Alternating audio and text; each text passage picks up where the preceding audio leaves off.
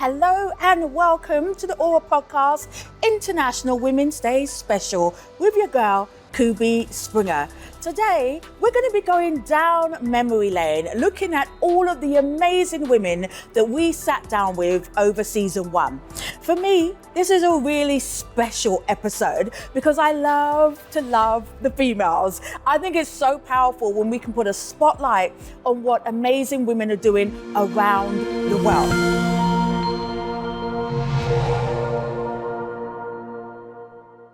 Let's kick off with our first woman.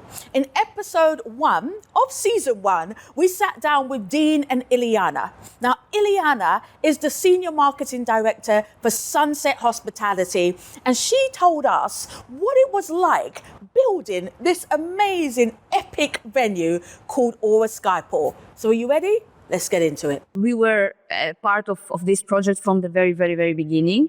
Then due to COVID, things had to slow down and eventually stop.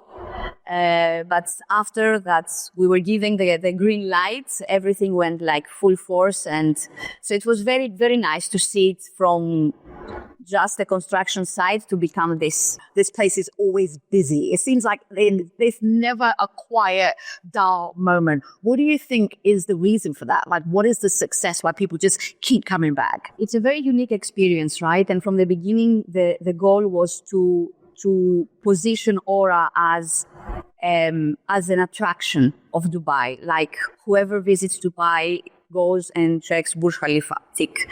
Goes and checks Burj Al Arab, tick. You know, there are these standards that you need to visit in Dubai. So AURA had that unique selling element, being the only venue that you have the 360 views of Dubai, where you can admire all the landmarks, the sea view, everything from the Palm to downtown. Wasn't that amazing? I tell you, I absolutely love Iliana.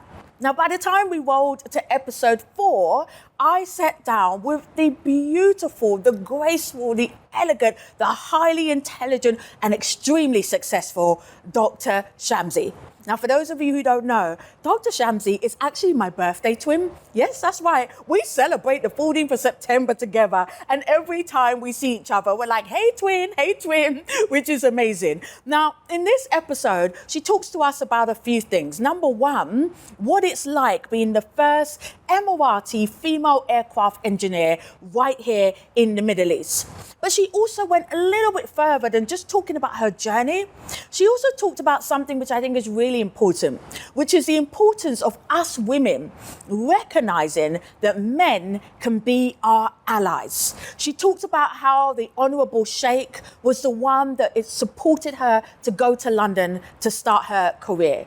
He was the one that encouraged her, that said it doesn't matter if you're a girl, it doesn't matter what other people are saying. If you want to be an aircraft engineer, you can do it.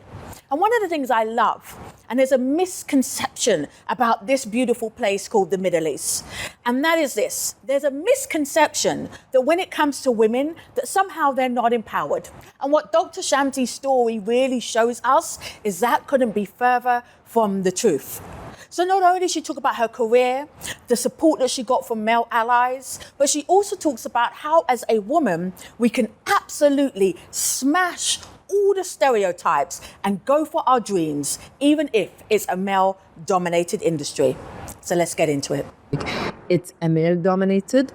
We hope that to increase. Let's be honest, when I entered to the industry, it's increased only to 4%. Wow. Now, worldwide, as an aircraft engineer, aircraft maintenance, or within a maintenance field, we have only worldwide 14% as a female. Wow. And this is still less. Is that where number. your passion comes for teaching? Supporting the next generation and bringing them into the industry? Why I went to the teaching, because I noticed something when you enter to any university, all it's a male. And the problem when you go and enter to school, especially with the girls' school, many of them, they are asking, okay, what about if I want to change? If I don't want to continue in the engineering, can I go to the management? The family, they reject. I might not get married. I not maybe have a children. No man will accept me. And here where you stop them, like, don't think in this way. have a value for yourself. Can you just talk us through the journey from when you were a girl to seeing Dubai now? What are some of the big moments and proud moments You been know, for you? this sentence, I hear it from His Highness 2001, when actually no organization, no university wanted to accept me to study aeronautical engineering. So one day, one of the guy, he allowed me to talk to His Highness Mohammed bin Rashid Al Maktoum. And actually, I told him, everyone tell me it's impossible because I'm a girl and everything. And he said, come on, in Dubai, nothing impossible. 10 days, he sent me to UK to study aeronautical engineering. And this is what I'm telling you, more than 23 years, we learn from our leader. If you dream about it, you can do it. Oh, I told you she's amazing, right? Don't you just love how regal she is? Oh, love her. All right, so by the time we got to episode 6, I sat down with not one, but 2 amazing boss chicks, honey. I sat down with Lara Tabet and Stefania Gatto. We talked about a number of different things in this episode, and the 3 pointers I really want us to hone in on is number 1, how do women really support each other? I don't know about you, but I found myself in environments in the working world where we're in an industry or we're in an office that actually pins the women against each other. And so often there's this competition. And so we had this conversation about actually what does it mean to really support your fellow sister in business? I know we talk about this International Women's Day, women empowerment, but how do you actually do that? How do you lift her up at the same time as lifting yourself up? How do you make sure that you walk through a door and don't close it behind you? So we talked about that. But we also talked about something that I think is super important that doesn't get spoken about often, which is women and aging. Now, I know I don't look it, honey, but I'm going to be 50 in 3 years' time. Yes, child. I'm going to be the big 5-0 in 1, 2, 3 years. And so as you're getting older, as a woman, when you're working in a world that tells you that women's value is only when she's young, how do you actually deal with that? How do you deal with the aches and the pains when you're going to the gym and the little wrinkles that are coming up? Like, how do you own growing older, but at the same time being a phenomenal woman in business? I love the ladies because they were honest, they were truthful, and we had a great conversation. So let's get into it. For me, helping people succeed is part of my income, right? So, but also off that, like not network marketing, but through just friends and relationship. I mean, it's all about that. It's who you know, but also the authentic and real relationship. I think people hate fakeness.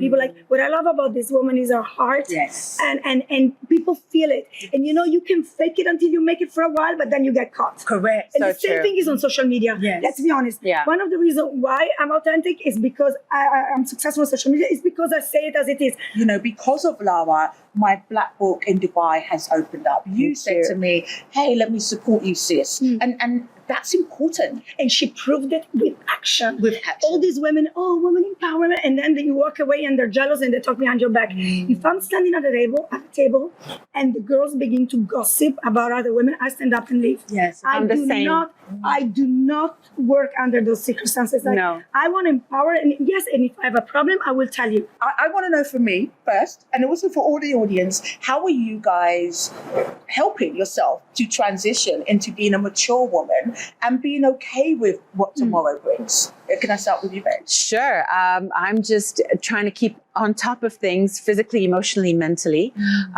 looking into my mental well-being, like doing more yoga, more meditations, more prayers, being more laser focused, trying to look into my health as well, and just trying to stay on top of my career and just basically getting more involved. Oh, I told you those ladies were amazing, right? I tell you something, we ignored the fact that the cameras were here and we were just giggling and laughing. It felt beautiful. All we needed next was a little glass of something special, honey. But of course, we couldn't because I had to film the next episode, which was episode 9 with the deputy editor of Cosmopolitan magazine. Her name is Sara Aisha Kent, and she's such a young, bubbly, fun spirit who's all the way from London, who's now building out her career here in Dubai. What was so beautiful about sitting down with Sara is that she gave us a little bit of an insight into what does it mean to work in the world of print publishing. For me, this episode was so important because it meant that you guys at home, if you're building a brand, if you're running a business, if you are a personal brand and you're trying to get media to pay attention to what you're doing, she gave some nuggets and some tips about how it is that you get the media to write about you. She also gave us just a day in the life of what it means to be a deputy editor and how she's juggling that work-life balance. Let's have a look. Well, a catchy email headline subject is always a good one. And you're right, we do get lots. And I mean, we're so lucky for all the invitations and things we get to know about coming up. But also, I think something as well is like what you're genuinely interested in.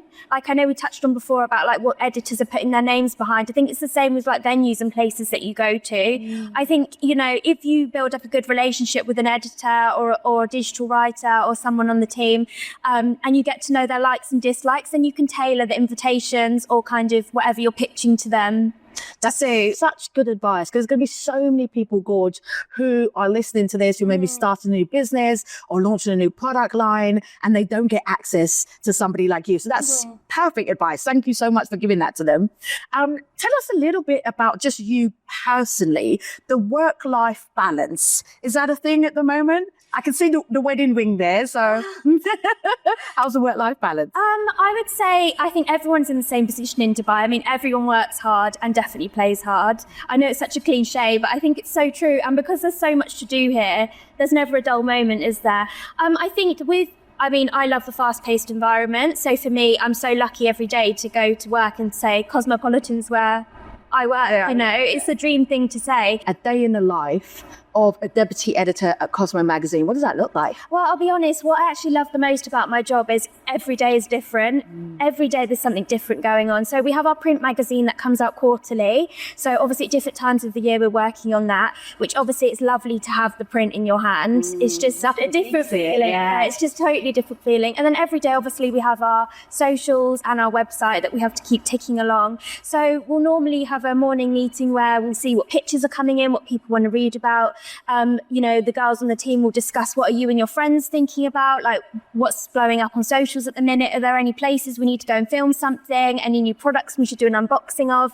It's so fast paced, but I love it. I mean, no 2 days are the same. Wasn't Sara amazing? I tell you, I just love her so much. And of course, we didn't just have her this season. We also had women who were very, very seasoned in business. And this next woman was Donna Benton. Donna is the founder of The Entertainer and also an investor here at AURA Skypool. Donna had so much wealth of information, so much nuggets to give us about how you not only start a business, but how you grow it and how you exit it. Now, Donna's backstory is that she came from Australia and she only had $300 when she launched The Entertainer. And she ended up selling it for 100 million. Can somebody say, what? I mean, she gets it. And so when we sat down, I was keen to glean all of that knowledge from her so that you guys could learn at home. The key things that I took away was this. Number one, she talked about the importance of making sure that you know the exit at the beginning. How powerful is that? How many of you have started your businesses and are you thinking about the exit? Are you thinking about, are you going to sell it? Are you going to leave it for your children? Are you going to franchise it? Like, what is the exit? Donna talked about why this is important. But she also talked about how you choose the right investments when you've got the money. I loved it because it's not very often where we hear women who are so successful talking about how they choose their investment portfolio. And lastly, I got really honest with Donna and I asked her, when she was building her business, how does she juggle being a mum I don't know about you, but if you're a mum at home, sometimes I feel guilty when I leave my daughter Angel. Like this morning, I've left her to come here and film, and I give her a little kiss, and sometimes I feel just a bit guilty. And Donna, well, honey, she put me straight on that mummy guilt. So you ready? Let's get into it. But what I'm hearing is that you had the exit in mind from the beginning. I did have the exit, not at the amount I did, which was amazing, but I definitely had the exit in mind. But it wasn't in mind. I wanted to grow. I didn't know when the exit was. Yep. You know, I love Dubai. I wanted to stay here, and I love what I do. Hence why I'm back again. Yeah. So I didn't really have the exit, and half the time when I started, I didn't even really know what I was doing. To be honest, I learned along the way. Yes. As I said, I never went to uni. I knew figures. I was good with people, and I wanted my own business. So I just learned along the way everything. The people side of it, both the retailers, the merchants, the staff. People sometimes underestimate that business is just about people. That the money is the engine and the driver, but the people is the heartbeat. The people are your human capital. They're your human capital. You've got to have company culture. Yeah. One thing I think I've always been good with is the people. I go with my gut, who to employ. For all my salespeople, I wasn't actually interested in seeing their CVs. I wanted to see them. I didn't care what their history was. As long as they've got work ethic, they're on time. I'm flexible also, but they had to, you've got to have the right mindset. And that was my big thing. So your interview process was don't bring your CV, let's have a chat? Pretty much. Yeah.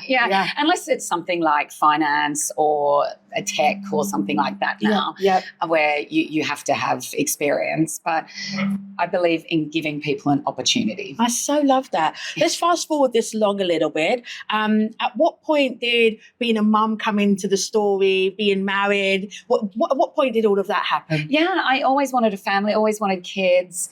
And I got married in 2009, divorced in 2018, and I had 2 kids. So I've been through it all really. But I have a family, and my 2 kids, they're now 14 and 11. Amazing. But when I had them as babies, I used to bring them into the office, and I even built a little creche that other people with kids could bring the babies in with them as well, so it would just be a little easier. Then when we grew it, there was too many babies and they were too crying over the phone, so I had to let that go. How do you get over mummy guilt? Yeah, look, when they were young, I thought they're never going to remember to start off with. So when they're babies, up to about 4, I thought they're never going to remember this. So I had guilt, but not guilt. I really, having your own business, you can be a little bit more flexible as well, but you're on 24/7. Yeah. So now it's a little bit different. You have to time manage very well. Yeah. That's one thing I'd say. You have to time manage very well. You have to adapt work and the kids and have a balanced life. I spend weekends with them. I try and cut the work out, and anything I get asked to do, I very rarely do on weekends. That's my family time and my friends' time and me time. Yes, and me time. Happy hierarchy, happy family. Isn't Donna a gem? Oh, she's just amazing. I hope you were writing down all the notes there. If not, press pause now, rewind, and then play again. Okay, so the last person that I sat down with was UK superstar, my girl, Rochelle Humes. Now, for those of you who do not know Rochelle, she was one of the performers in the Saturdays, one of the biggest girl groups in the UK. She then went on to be a media personality, and she had TV shows on This Morning and on the BBC with her husband. Yes, child. She has one of those hashtag relationship goals. Like, she has a marriage that is so beautiful to watch. So when we sat down, we talked about, first of all, what is she doing here in Dubai? And she gave a little sneak peek into the fact that she's launched her brand here in the Middle East. We talked about why she started the brand in the first place and what are her dreams for the future. We also had a really honest, girly conversation where we chopped it up around how do you overcome the struggles. You know those struggles, honey, where you feel like you're winning, you feel like you're going forward, you feel like everything's going well, and then life just slaps you in the face and you're like, oh my God, how do I get back up? We talked about that. We talked about all of that and so much more in this conversation. Let's check it out. For those who don't know the brand, tell us all about it. And why did you start it? Well, it's a baby toiletry and lifestyle brand. And the reason I started it was with the toiletries, and that's kind of like our bread and butter. That's what we do incredibly well. And I was pregnant with my second daughter. And at the time, I was shopping really premium and really quite expensive. And I couldn't understand why I couldn't use the same products on my newborn that I could use on my 3-year-old. For me, they're just as precious as one another. So that was kind of where the mission began. And it was really to create diverse products and bringing them onto the high street in a premium way. And that became my mission, and to make sure that the hair care section in the children's baby aisle looked diverse, because it really didn't. And it was shopping older, and the ingredients perhaps wasn't as safe to use on little ones. So our whole ethos is, from newborn and beyond. So it's literally for the whole family. And yeah, I'm incredibly proud of it. Our range is infused with coconut oil, because that's something that I was really passionate about with my little ones. Oh, Rochelle, make sure you go and buy her products, honey. Go check it out. It's amazing. Okay, so we've come to the end of this International Women's Day special. And I just want to take a minute to say thank you. I want to say thank you to every single one of you who have been following the journey. I don't know if you know, but AURA Skypool basically just took a chance on this. It was literally a conversation that I was having with Dean and Iliana, and we were like, how cool would it be to record on the water? And so that's what we did. And so I want to wrap up this by saying this to you. We managed to reach 3.1 million views on the AURA Skypool, and we couldn't have done it without you. We have discovered that our biggest audience for this podcast is women. And so I just want to encourage every single one of you women, if you've got a dream, lean into it. If you're leaning into it and it feels a little bit difficult, get a tribe around you to support you, honey. Don't do it alone. And if you feel like you're winning and you're flying high and it's all going well, then make sure you open the door for the next woman to come right through. My granny used to say this to me. She used to say, reach for the stars and you might just get the moon. And at this place here, AURA Skypool, they are allowing us to reach new heights without apology. So do it and dream big. Until next season, have a good one.